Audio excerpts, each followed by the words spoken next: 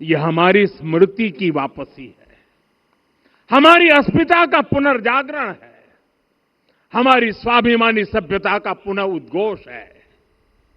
कोविदार वृक्ष हमें याद दिलाता है कि जब हम अपनी पहचान भूलते हैं तो हम स्वयं को खो देते हैं, और जब पहचान लौटती है तो राष्ट्र का आत्मविश्वास भी लौट आता है।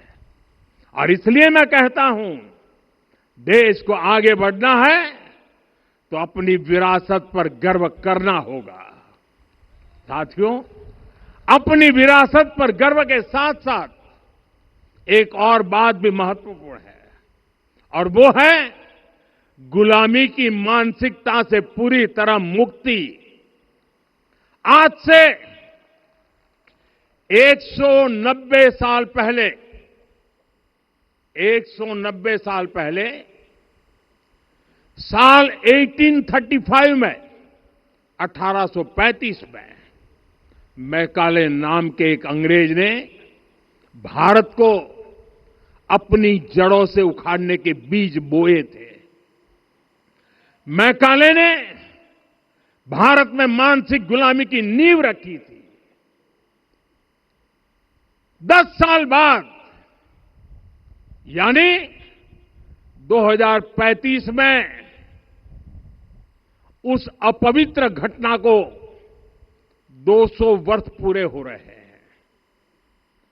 कुछ दिन पहले मैंने एक कार्यक्रम में आग्रह किया था कि हमें आने वाले 10 वर्षों तक उस 10 वर्षों का लक्ष्य लेकर चलना है कि भारत को गुलामी की मानसिकता से मुक्त करके रहेंगे। साथियों, सबसे बड़ा दुर्भाग्य यह है कि मैकाले ने जो कुछ सोचा था उसका प्रभाव कहीं व्यापक हुआ। हमें आजादी मिली, लेकिन हीन भावना से मुक्ति नहीं मिली। हमारे यहां एक विकार आ गया कि विदेश की हर चीज, हर व्यवस्था अच्छी है और जो हमारी अपनी चीजें हैं उनमें खोट ही खोट है। साथियों, गुलामी की यही मानसिकता है जिसने लगातार यह स्थापित किया। हमने विदेशों से लोकतंत्र लिया।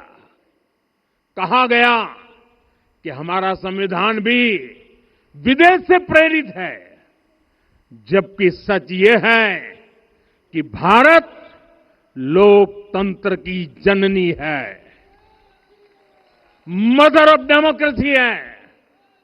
लोकतंत्र हमारे डीएनए में है। साथियों, अगर आप तमिलनाडु जाएंगे तो तमिलनाडु के उत्तरी हिस्से में उत्तीर-मेरूर गांव है। वहां हजारों वर्ष पहले का एक शिलालेख है। उसमें बताया गया है कि उस कालखंड में भी कैसे लोकतांत्रिक तरीके से शासन व्यवस्था चलती थी, लोग कैसे सरकार चुनते थे। लेकिन हमारे यहां तो मैग्ना कार्टा की प्रशंसा का ही चलन रहा। हमारे यहां भगवान बसवन्ना, उनके अनुभव मंटपा की जानकारी भी सीमित रखी गई। अनुभव मंटपा यानी जहां सामाजिक, धार्मिक और आर्थिक विषयों पर सार्वजनिक बहस होती थी, जहां सामूहिक सहमति से निर्णय लिए जाते थे।